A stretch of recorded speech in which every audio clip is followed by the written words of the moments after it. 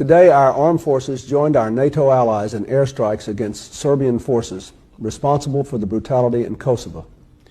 We have acted with resolve for several reasons. We act to protect thousands of innocent people in Kosovo from a mounting military offensive. We act to prevent a wider war, to defuse a powder keg at the heart of Europe that has exploded twice before in this century with catastrophic results. And we act to stand united with our allies for peace. By acting now, we are upholding our values, protecting our interests, and advancing the cause of peace.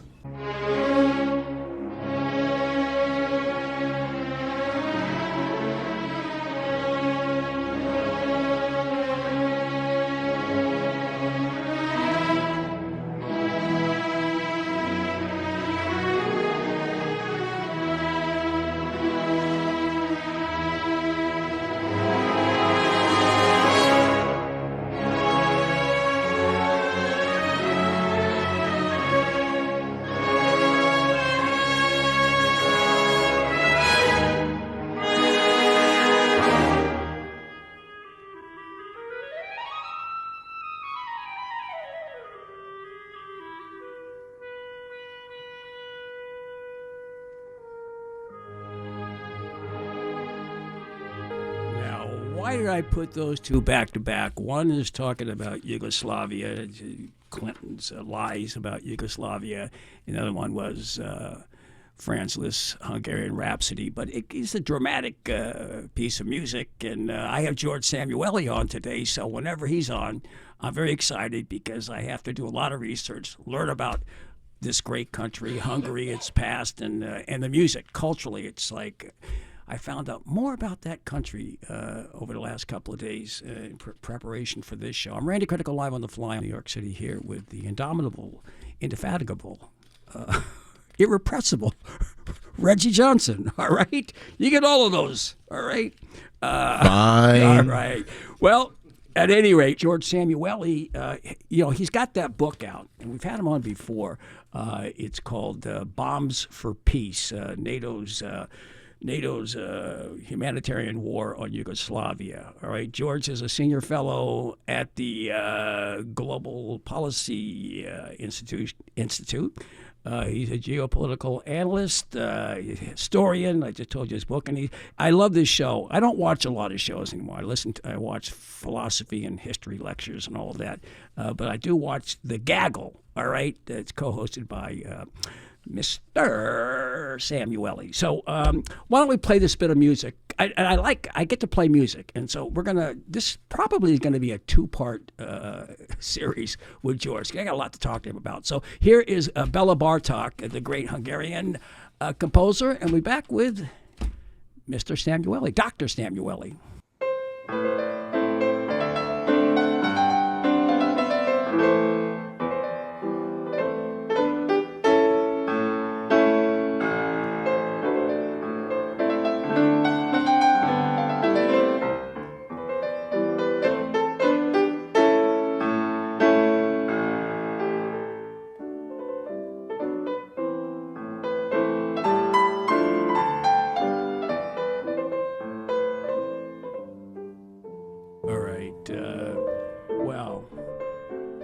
That woman's name is Diana, I can't pronounce it, Dorican, and she's a great piano player. And we are back here at WBAI in New York City, and we do have His Honor, the Dr. George Szamuely. George, you always make me do a lot of work when you're on the show. You know that. Well, I hope not, but it is good to be with you again, Randy. Very nice to be with you. I really discovered, culturally, with the music and the philosophers, especially this individual by the name of, I guess it's, what is his name? I got to tell you. Oh, yes, Sander Purify. Is that it? Sander Purify?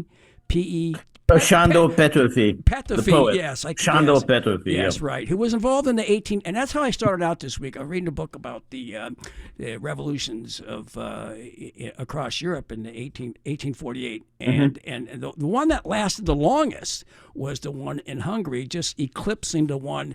The Roman Republic that Mazzini and Garibaldi put together for about a month in Rome in March or April of 1849. But this lasted, and there was this last battle that took place, and they held it down to the last guy. I forgot the name of the guy who died, and there's a big statue of him in Budapest. Petrofi himself died. Petrofi died. Yeah. He died there. I know that he died, but he's like there's a huge. Right. Yeah. Tell me about. Go ahead. I'm sorry. Yeah. Well, of course, there's the heroes. What is now the Hero Square. The 13 generals, the 13 leaders of the Hungarian insurrection were executed. All 13 were executed following the suppression of the uprising, right. And 1,000 were held prisoner, right? Yeah, exactly. It was a very interesting because the Hungarians initially they wanted autonomy from Habsburg rule, but then as things it got more escalated and escalated. The Hungarians' demand was now for full independence, and the Austrians, who had their own problems in Vienna and were unable to defeat the Hungarians, so the Austrians had to call in Russia for help. And that was very much in the spirit of the Holy Alliance. So the Holy Alliance was supposed to be this conservative grouping of states geared towards suppressing any hint of the restoration of a French Revolution. So that was the whole purpose. After 1815, from 1815 through to 1848, you had the Holy Alliance, and they were in the business of making sure that there would never again be another 1789 in Europe. Right. And so Austria, in that spirit of the Holy Alliance, went to the Russian Tsar Nicholas and said, please, please, please help us out, in the spirit of the Holy Alliance. And the Tsar went ahead and did it. And he sent a massive force to Hungary, and they did indeed put down this Hungarian revolution. However, that was not really the end of the story, because that was 1849, and yes, there was executions. Well, before you go on, I just want to mention this guy in 1840. The last guy that died was one of them was George. Is it George Klepko? Klepko. In October of 1949, I think that's it. Might be George Klepko, but I listened to this documentary, and I just had to phonetically spell it out. But go ahead. So that was it. So October was not it. It re-percolated, right? Right. Well, that's right. But because the Austrians, they wanted to restore pre-1848 rule over Hungary, having suppressed the Hungarian uprising, they really weren't able to. They just didn't have the strength any longer to do so. And then, following the war between Prussia and Austria, which Prussia won very decisively, Austria was really very much weakened. And then, the Austrians realized that in order to survive, they would have to make concessions to the Hungarians. And so Austria was transformed into the dual monarchy. So in 1867, they created the dual monarchy. It was called the so-called compromise between Austria and Hungary. And basically, Hungary, from 1867 on, got everything that it was seeking in 1848, because it now had autonomy, it had its own parliament, it had its own legislation, and so this became the dual monarchy, and that continued to exist from 1867 through to 1918, and then the defeat in World War I, and that that was the end of the Habsburgs. It was the end, and it Right, was right. also the end of Austria-Hungary. Well, I was thinking, I know Russophobia is rife across the European continent, less so maybe in Serbia. It's not in Serbia, but and other, it's really really profound in England, Germany, and France, and I guess Poland to an extent. But I'm thinking maybe that's if the Hungarians got a piece of that Russophobia, it's not because of the suppression when they entered that alliance with Hungary in 1849 and suppressed, people like Lajos Kossuth, for example. Right? Kossuth Lajos. Yes. It's a little hard. Hungarian's a very hard language. Oh, so no kidding. No kidding. So the pronunciation is not at all how you would expect, but his name was Lajos Kossuth. Right. Well, I just got it spelled out here, but I've seen documentaries, heard his name mentioned, and I said, is that the same guy? Because he did pronounce it like that. But it's a complicated language, and it's a complicated. You're right in the middle.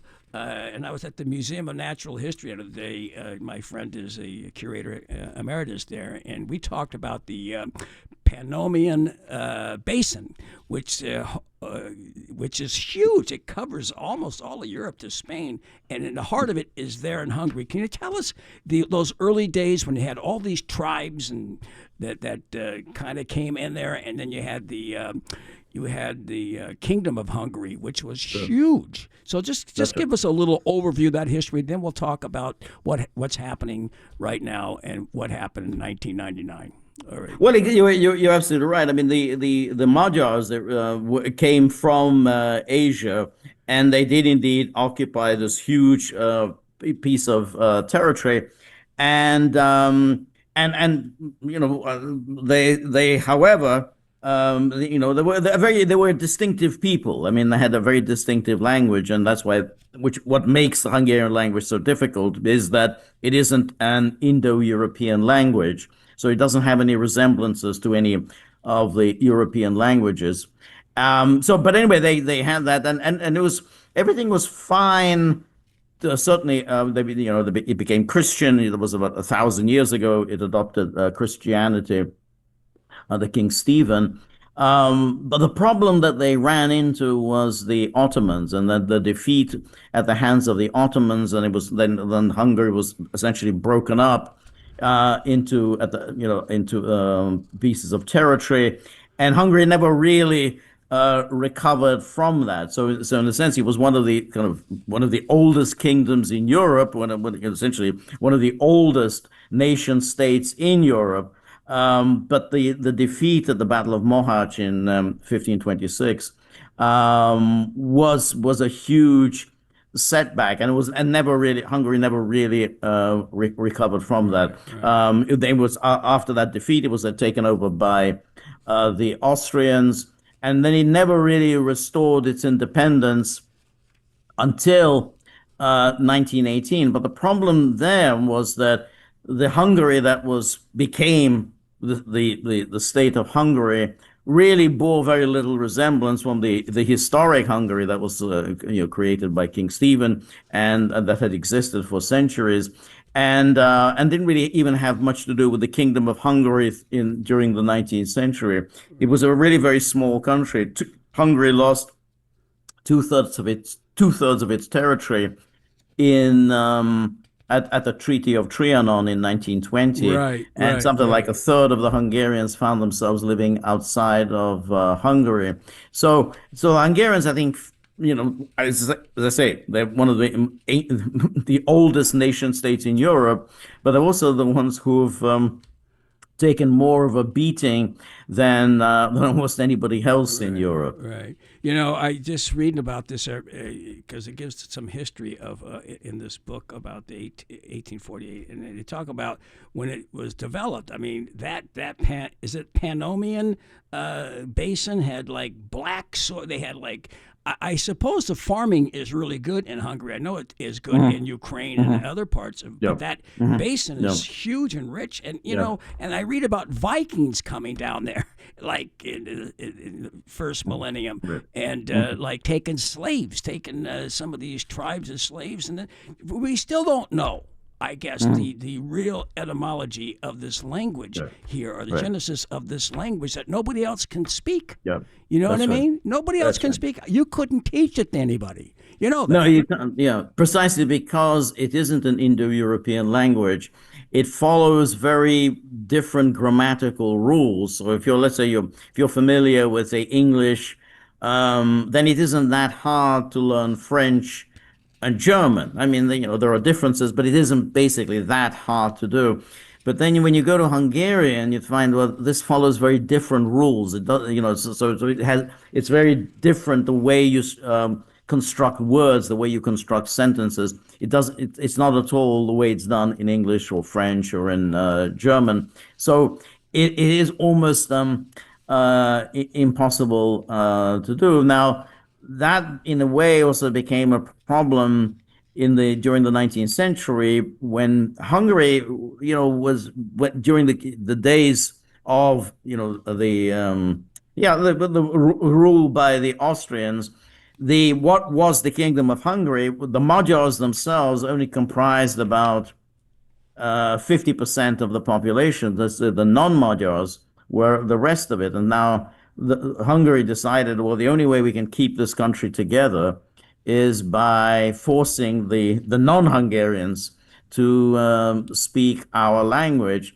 And that didn't really go down very well. And so that policy of forced Magyarization was quite unpopular. They just, because the non-Magyars, which are the Serbs, the Romanians, Croatians, the Slovaks, they really didn't like being forced to read and study Hungarian. Right. Well, who would? I mean, although there are some words that adopted in English, like pagan from Hungarian, poach, sabar, and of course my favorite is paprika and itsy bitsy. Itsy bitsy is a Hungarian word.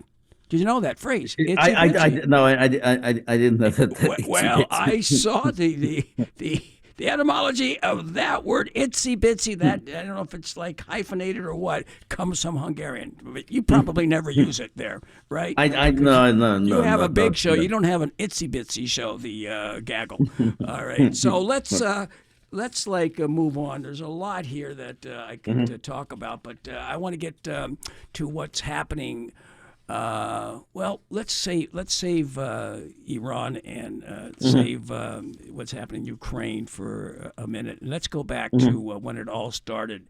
And I think it all started. This mess was post, and you talked about it because I saw you at the United Nations addressing the situation in Ukraine. And it started after the breakup of the Soviet Union, and then the Budapest Memorandum, which, by the way, did you know who was there? It was the U.S., Russia, Ukraine, Belarus, I think, and the UN ambassador. I mean, the U.S. ambassador to Hungary back then was Donald Blinken. Antony Blinken's father. Yes, he was from 1974 to 1997. So tell us what the nuts and bolts of that Budapest Memorandum was, and the violations that that transpired on our side. And this is during Clinton's. A lot of bad stuff happened during Clinton's 8 years, right? Well, there's a lot of lies that are told about the Budapest Memorandum. Somehow some kind of a commitment was given to Ukraine that in return for Ukraine giving up nuclear weapons, some security guarantees were offered to Ukraine. None of that is true. What had happened was that following the breakup of the Soviet Union, certain of the Soviet weaponry was now in the territories of certain republics, including Ukraine, Belarus, and Kazakhstan, because it had been a single state. And so obviously, as a single state, it kept its weapons in different republics. So they were located in Ukraine, and Ukraine now became an independent state. So given that Russia was recognized as the successor state to the Soviet Union, then basically the the U.S., United States, and everybody else drew the conclusion that all of the weaponry that that had been lying around in the individual republics had to be shipped back to Russia, because Russia was now the successor state of the Soviet Union. These weapons, the nuclear weapons, had been under the control of the Soviet command. Soviet command was now Russian command, so they had to be moved out of Ukraine and Kazakhstan and Belarus, and there wasn't really any problem with that. No one said, "Oh no, we have to keep these weapons in Ukraine," because if anyone had even suggested this, it would have caused an international crisis, because, of course, Ukraine, when it declared its state sovereignty in 1990, had said, "We will not be a nuclear power. We will adhere to the Non-Proliferation Treaty." So there's no way that anyone was going to accept Ukraine suddenly becoming a nuclear power, because that would be a violation of the Non-Proliferation Treaty, and it would be a violation of its declaration of state sovereignty. So what happened in Budapest was that they worked out the arrangements whereby these nuclear weapons would be shipped out from Ukraine, from Belarus, from Kazakhstan to Russia. That was because Russia was the successor state to the Soviet Union. But it's important to remember, these nuclear weapons were never under the control of Ukraine. There was never any moment when Ukraine was actually in control of these weapons. They were always under the control of the Soviet armed forces and subsequently the Russian armed forces. So that's all that happened at in the Budapest Memorandum. That would be like, I just say this. Somehow they gave up weapons. They couldn't give up the weapons because Ukraine never had them. They were never under the control of Ukraine. Right. Can I just say this? That would be like if California were to break off from the other 49 states, and there were some nuclear weapons there, right, at Andrews, whatever, Nellis Air Force Base, maybe Nevada, and they wouldn't be able to keep that. If you can cut off as a country. But D.C. is going to take those weapons back, right? Because it's the U.S. Army, U.S. Navy, whatever, the Defense Department controls it, not the state legislature of California, right?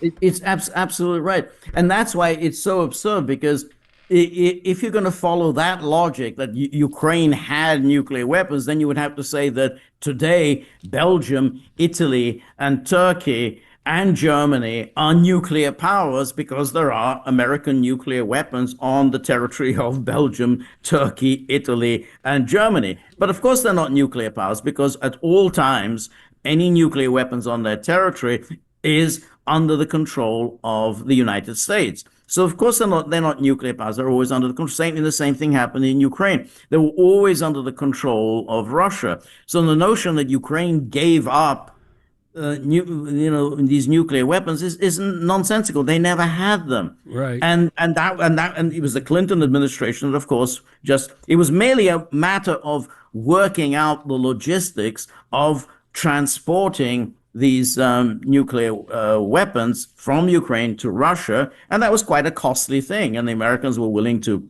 spend a lot of money because the Americans did not want the emergence of other nuclear powers. It was in the spirit of the Non-Proliferation Treaty, which means as the fewer the powers that have nuclear weapons, the better. We don't want any more countries having nuclear weapons and becoming nuclear powers. So that was absolutely the view of the United States, United Kingdom, everybody in Europe. Yeah, all weapons lying outside of Russia have to be shipped to Russia so that neither Ukraine nor Belarus nor Kazakhstan become nuclear powers. Right. Well, that definitely clears that up. But that was an interesting. But the same year, was it 95?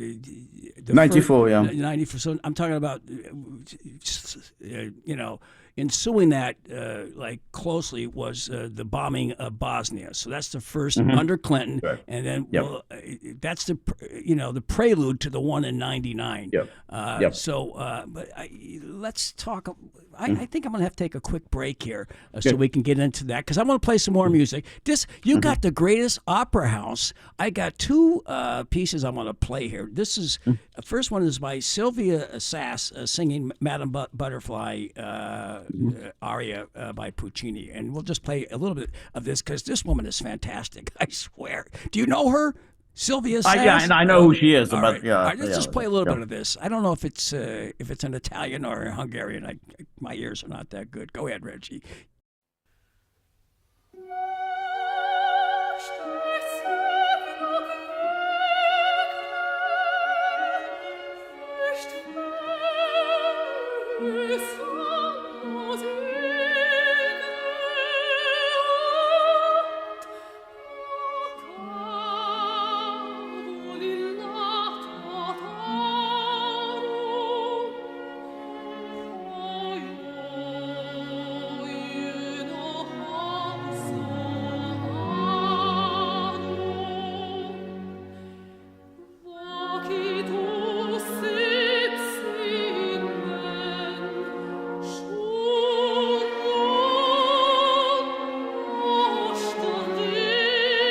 That's a nice little taste. She's got some voice. I couldn't tell what language that was, to be honest with you. that sounds to me like Italian. Yeah, Didn't probably. sound like Hungarian. Ironically, I'm Italian. I'm Italian American. I don't even know the language.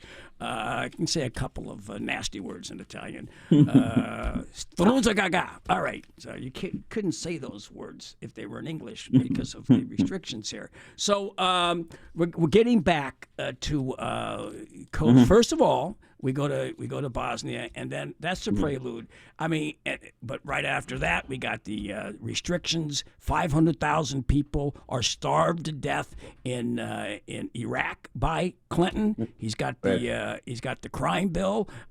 He gives away the store to the banks and Wall Street with the repeal of Glass-Steagall, and then to cap off his 8 years, he gets us involved in.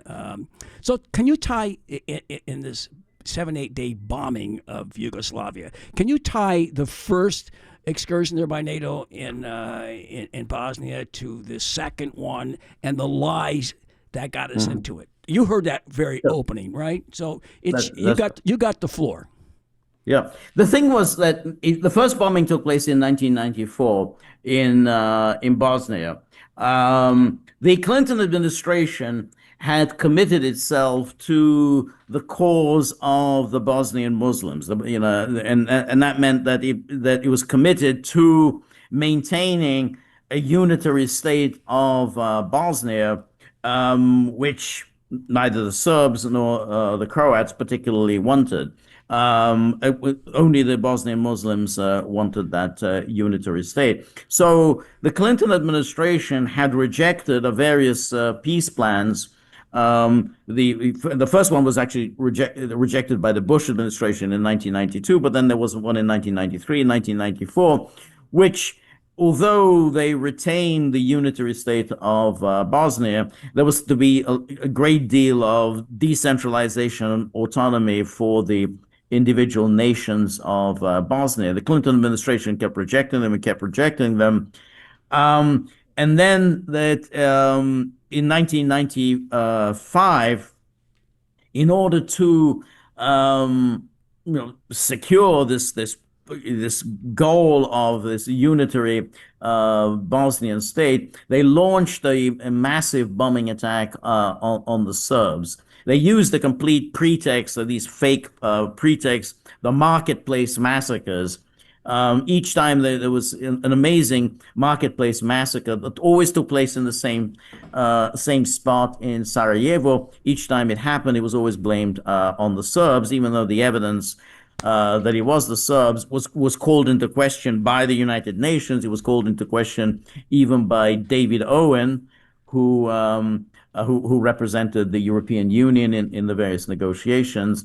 But anyway, there was yet another one of these Market massacres in 1995, and this was the opportunity for Clinton to demonstrate the relevance of NATO. So NATO went into this massive bombing campaign against the Can I Serbs. stop you for 1 minute? What business was it of the U.S. or NATO to get involved in the affairs of Yugoslavia?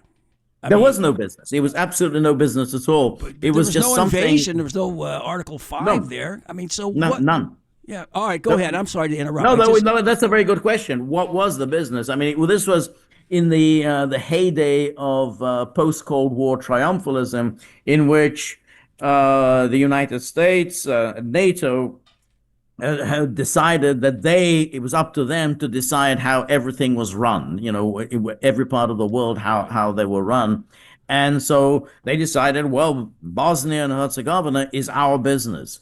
This is, we've taken over all of Eastern and Central Europe that had once been part of the Warsaw Pact. Now we're going to take over Southeastern Europe, which had been a kind of, half communist, half capitalist, which was Yugoslavia under Tito. So we're going to take that over as well. So it was really a matter of expanding the writ of the United States and NATO.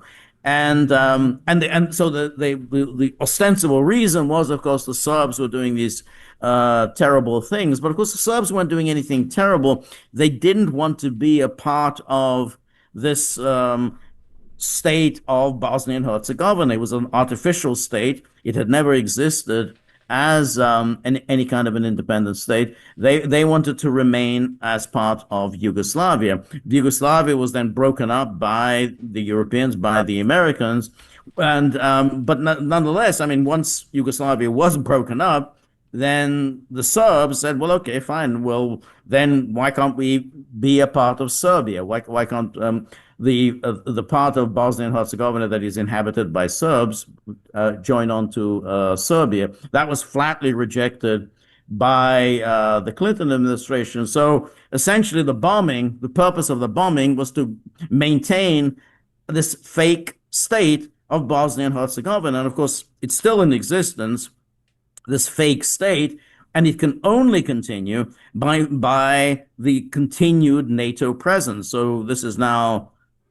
more than 30 years on, and you have to keep NATO forces there, otherwise the state would break up. But where I think what you're suggesting, and I think is important, this was the first demonstration of American and NATO power after the end of the Cold War. This was to demonstrate that, hey, we are relevant. So, we can't be dissolved. We need to continue to exist because the fate of the world depends upon us. There'll be instability in Europe without us. And so that was the illustration of this. Look, we got an agreement, and there was an agreement signed at Dayton in December of 1995.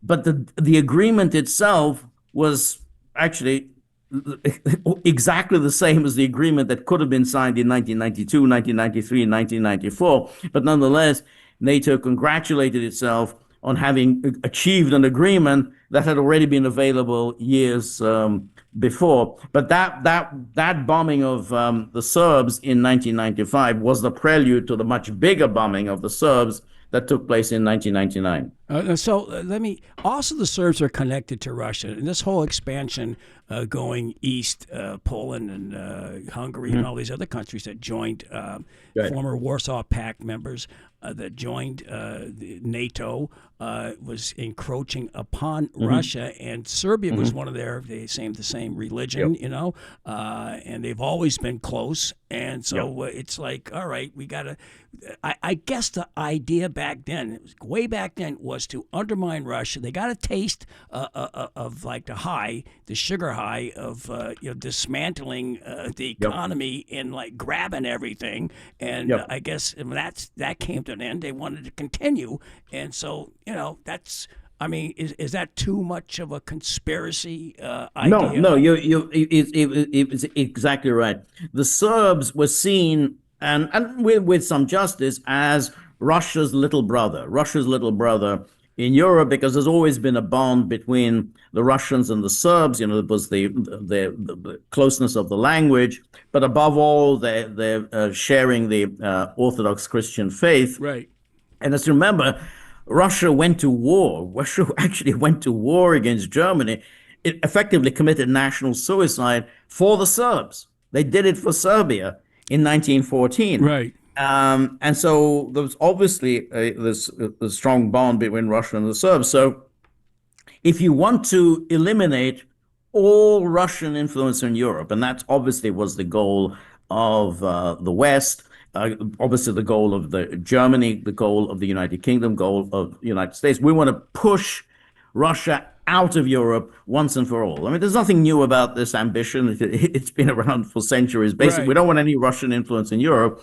So the way to do that is to crush the Serbs, because the Serbs were always going to be the alien wedge in Europe, the one people that's always going to want the Russians in Europe. So that was one thing. The other thing, of course, was that Yugoslavia, why Yugoslavia had to be destroyed, was it did have an alternative economic model. So, I mean, you had the sort of the capitalist West, you had the socialist East, and then in the middle was Yugoslavia, which partook of both. It had this market socialism or workers' management and so on. You know, leave aside whether it was successful or not, but it was a distinctive economic model of its own. And I think there was some concern, particularly in the United States, that Yugoslavia might be an attractive model for the East Europeans. The East Europeans were now suddenly no longer in the Warsaw Pact. They were no longer under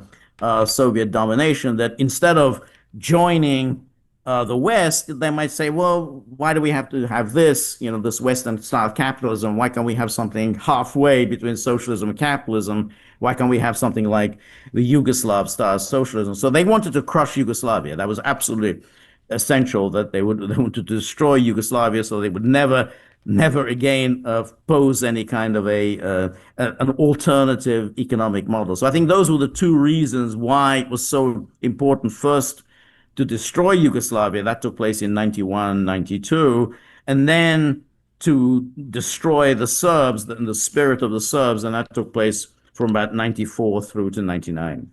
Right. Wow. Yeah, big fish eat small fish, and that's what they did. Thucydides, right? Yeah. Hawks eat sparrows because they can. Yes. And so just quickly gonna, like, in the second hour, I want to be talking to somebody else about what's happening in Cuba. In a situation like that place reminds me a lot of Serbia. Not that they have the same mixed economy, but it's there for the taking, and we're going to do it. I mean, they plan to do it. I think it's going to be a lot more difficult than people imagine. But let's go on to so Clinton. After this, he's got this thing going on in Iraq. You know, I mean, it kills 500,000. I was going to play the clip by Madeleine Albright, but I can't stand to hear her voice. I get sick. I really have a bad reaction when I hear her, and how cold she is when she says, "Yeah, it was worth it, killing 500,000 civilians," and that happened under Clinton just before he allowed to what happened in Rwanda. So he's got a very bleak record for those 8 years, you know, and then jamming the prisons, right? So now we get to 99. What's the reason for that? What is the real reason? You heard that speech in the beginning. I don't need to play that again. I guess you can pick it apart on your own. Yeah. No, that's right. It's very interesting because you played that clip that you played was really very interesting because he was saying about the two world wars that somehow started in that part of the world. Now, you know, in each case, the Serbs were the victims. So the notion that what Clinton was trying to suggest, that the Serbs started the two world wars, that's a little bit much. The Serbs were the victims in World War One. They were the victim of an ultimatum, a humiliating ultimatum that was issued by Franz Joseph. By Vienna. Which incidentally Serbia accepted almost in its entirety. So Serbia actually went out of its way to avoid a war. So, you know, however humiliating the ultimatum, the reason for the ultimatum was to get the Serbs to reject it, and that would be the trigger for the war. So that was in 1914. And then, of course, in the war in the Second World War, certainly it didn't start in Yugoslavia. It started in 1939 with Poland. Hitler didn't get onto Yugoslavia till 1941. He invaded Yugoslavia in April of 1941. Serbs were tough. Serbs were tough. You know, if you read that, Serbs are really tough. As before they went into Germany, Russia, they did make a pit stop, and the Serbs gave them quite a battle. All right, go ahead. Right. That's right. So, I mean, again, they're the victims. Now, what was also interesting, why, for what Clinton said, because of course the ultimatum that was issued in 1914, which was geared towards forcing the Serbs to say no to the ultimatum, and that would be the trigger for the war. Exactly the same thing happened in 1999. There was an ultimatum issued to the Serbs. They were forced to go to this conference in Rambouillet, and they were there at Rambouillet in France, issued really with the absolutely humiliating peace terms for Kosovo. So they essentially said, well, Kosovo would be in all but name independent of Serbia, but Serbia would still be responsible for Kosovo. So Serbia would still have to pay all sorts of funds into Kosovo, even though Kosovo would be in all but name independent. And that was humiliating enough. But, you know, Milosevic, who was the president of Yugoslavia at the time, said, well, okay, he also, like the Serbs in 1914, wanted to avoid a war and said, well, okay, we can work with this. We can accept that agreement. Then, because he had essentially told Madeleine Albright, well, we will accept this, Albright and the United States upped the ante and put in conditions that was so humiliating, which was namely all of Yugoslavia, which at that time comprised Serbia and Montenegro, all of it would be essentially subject to NATO occupation, and they would be forced to sign the status of forces agreements with NATO. In other words, NATO could go anywhere it wanted. NATO would not be subjected to any kind of criminal liability, any kind of civil liability. They could just do whatever they want in a country that was not a member of NATO. And so that was the demand that they made from Milosevic. Milosevic said, well, we can't accept that. And that's how they got their bombing. They issued an ultimatum, which was even more humiliating than the one that Austria did in 1914.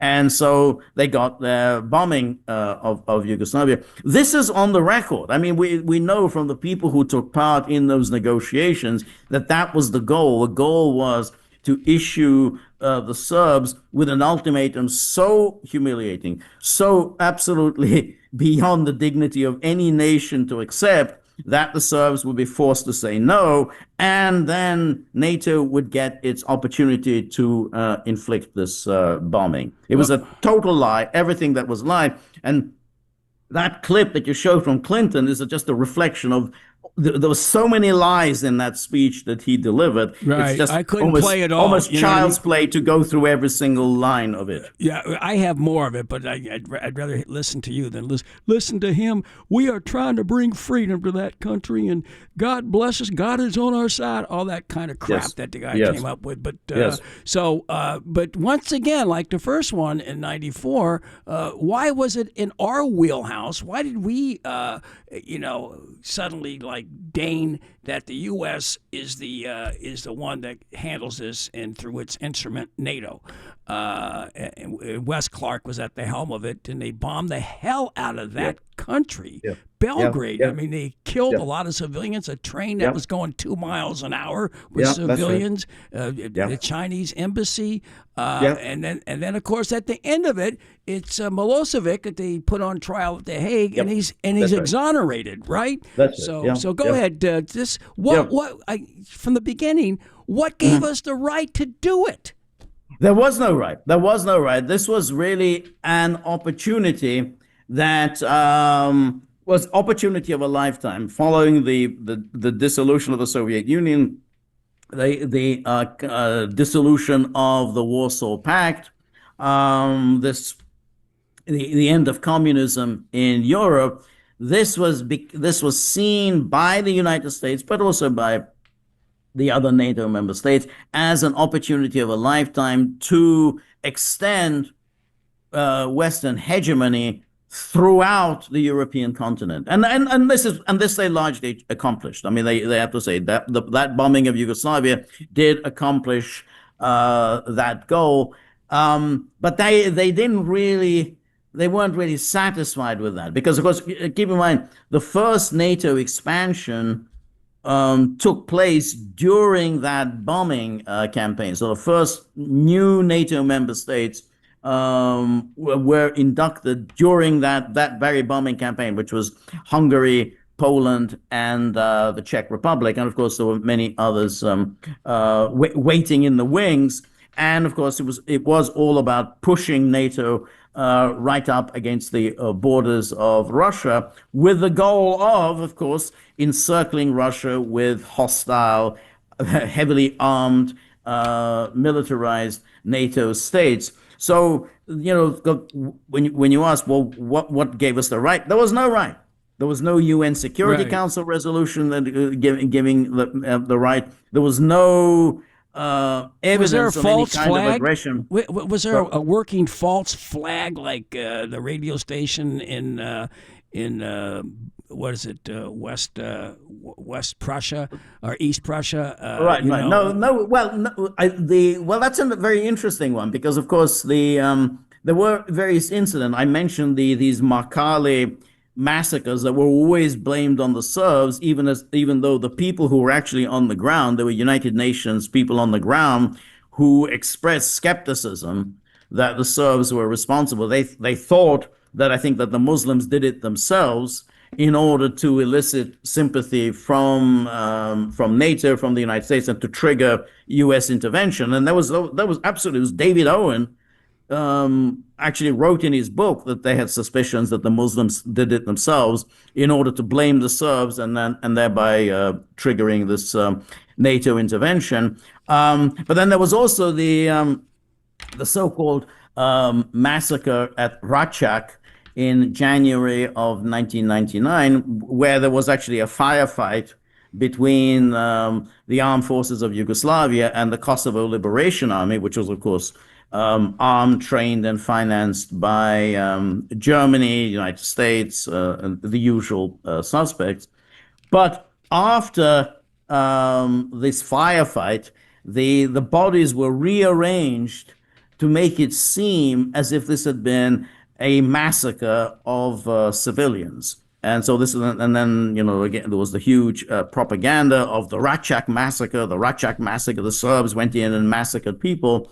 And of course, there was no real evidence of this massacre. They said, hey, well, these are all youngish men. I mean, if it was a massacre, where are the women, children, and whatever? These were young men. And their bodies were arranged in a way to make it seem like a massacre. But you see, when Clinton, again in that speech, said, oh, the Serbs, they lined up all these people and they shot them at point blank range, women, children, old men. Everything was a lie. Every single thing there was no such event. No, none whatsoever. This was, these were armed men. They were killed in a firefight, and they were then set up for the head of the Kosovo verification mission, a kind of a CIA hand, William Walker, to go there and to say, "Oh, this is a massacre." I'm a very experienced man, and this is as clear a massacre as I've ever seen in my life. Total lies, but that was what they wanted precisely in order to whip up the hysteria. I mean, I don't know. I'm sure you remember those days. The media were just baying for Serb blood, and there was this constant daily hysteria about the horrors that the Serbs were perpetrating. And there they were. Then they came along. They rearranged these bodies, and to make it seem as if this was a massacre of unarmed civilians, but it was a lie. And then Clinton then compounded this lie by talking about women, children, and elderly men being shot at point blank range. And so it was the most barefaced lie ever. It's like the German soldiers that were killed by Polish army at that radio station back in way back Yes. in August 31st, 1939. And we can come up with a lot more analogies like that. Yeah, We have that's like right. 7 minutes left, and we haven't even touched. Let me just make these real quick here. We have NATO, so we know their MO, we know their track record in the 90s. There was never any engagements by NATO their entire existence when the Soviet Union was around. Now, in the 1990s, a couple of times, and then we go to Iraq, Afghanistan, Libya, Syria, whatever else is in between that, and their involvement right now, their direct involvement in the Russian proxy war. And people say, "Oh, it's just an opinion to call it a proxy war," right? It is a NATO war. Let's be honest. Let's take take off the rose-colored glasses here, right? Absolutely. It's a NATO war. Not only are they providing direct weapons in order to hit targets inside Russia, all the various missiles, short-range, medium-range, long-range missiles with which to hit Russia. But even more important, they are providing the targets inside Russia. Even more important than that, they are providing the satellite guidance for the missiles, for the drones, in order to hit targets inside Russia, in order to avoid Russian air defense systems. So that requires a very sophisticated satellite guidance. All of that is being provided by NATO powers. NATO is a party to the conflict. They lie, again, these are all lies to suggest, oh, we're not a party to the conflict. Well, of course, if you are actively involved and engaged in fighting on one side against another side, you are a party to the conflict. And so far, NATO has enjoyed a kind of a blank check. I mean, basically, Russia hasn't hit targets outside of the territory of Ukraine. I think that may well change. But NATO has basically gone from one reckless act to another because of their stupid, arrogant assumption that Russia doesn't want to provoke a world war. Russia doesn't want to get into a nuclear exchange. So therefore, we can at will hit targets in Russia. We can at will essentially bomb Russians, kill Russians, and Russians won't dare to retaliate against us because they are afraid of starting a world war. Well, I don't think that's going to last. I think that's a stupid, arrogant assumption. At some point, the Russians are going to get fed up and say, yeah, NATO is a party to the conflict, and therefore they are a legitimate target. And of course, NATO, particularly the British, the Germans are absolutely legitimate military targets. The Starmer, clone by the name of Burnham, came out with this incendiary statements the other day. We're going to do it. We're going to continue to do it. We're basically proud of it. I mean, who's driving that show there? I mean, the Brits are, I know. For them, it's existential, I think, because they got nothing going for them. They've lost all of their colonies. They have no exports. Nobody, they're a third-rate power. They're a vassal state, but those lords like their way of living, and the king likes his lifestyle. So they can't, no money for social programs, but they're going to spend, 50 billion pounds to help out Ukraine. And I don't know. And the same thing with Germany and the same thing with France. We got 3 or 4 minutes left. Just try to give me, we're going to continue this in the next couple of weeks. So, 'cause we didn't touch Iran. So just give me, what do you extrapolate from all of this that's going on and where we're going? Well, I think that's exactly as you have said. The NATO powers, and particularly the British and the Germans, think that they can just keep escalating this war against Russia in the smug assumption that Russia is not going to retaliate against them. So imagine, hey, we get to bomb Russians, we get to kill Russians, we get to hit targets inside Russia. But Russia doesn't hit us. So it's wonderful to wage a war whereby you remain immune from retaliation. That can't continue. And when you think about, well, what's the red line for Russia? Well, I think there was going to be a red line when one red line, I think, obviously, is if Germany provides the Taurus missiles to Ukraine. I think that's the moment I think Russia will say, we're not going to put up with this. We solved the German problem in 1945. We're not going to go through another German problem. So that's one red line. I think another red line is if the British continue to target major strategic points inside Russia, inside Moscow, particularly in the light of, as you called, Andy Burnham saying, we don't care what Russia says, we're just going to continue doing as before. I think that will be a red line as well. So that Russia will say, we can't allow this. We can't allow ourselves to become one of those countries that get bombed, but don't get to retaliate. So I think these people like Burnham and before that Starmer and Merz and others who think that they get to play being major powers in the world, and all really on the back of the United States. The only reason why they feel so brave is they think the Americans are going to come in on their behalf. Their bodyguard. So my bodyguard. Yeah, right. Yeah, exactly. That's hey, if Russia retaliates against us, we scream Article 5, Article 5, Article 5, we're under attack, and the United States comes in on our behalf. That's it. That's their assumption. What are they going to do about it? Russia's got like the most advanced conventional ballistic and hypersonic missiles, right?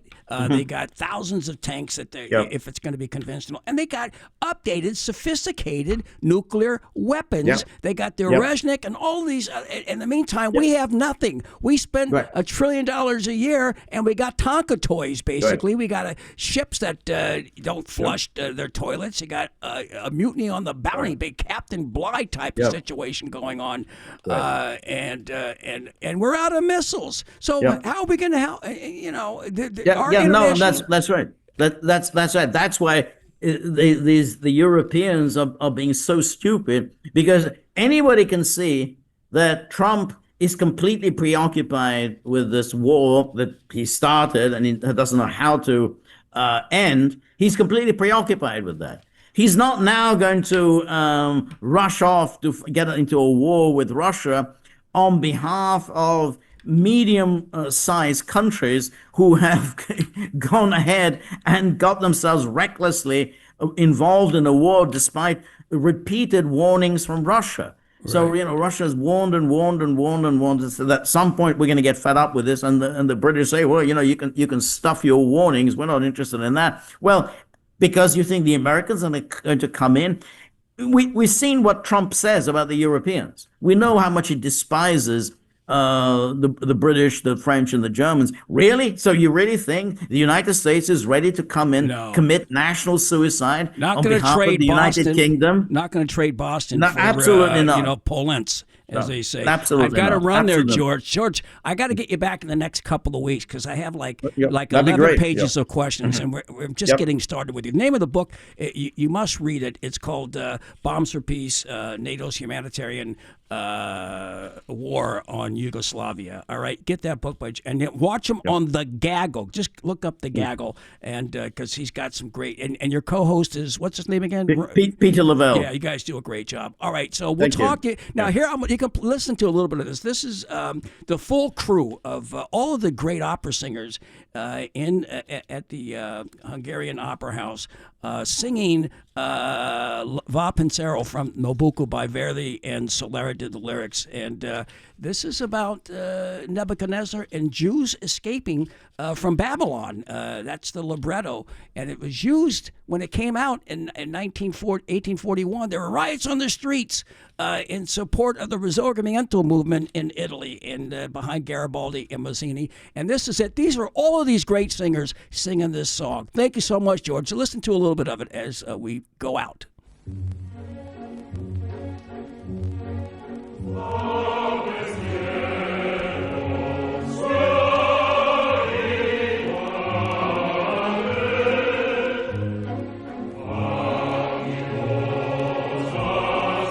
Yeah.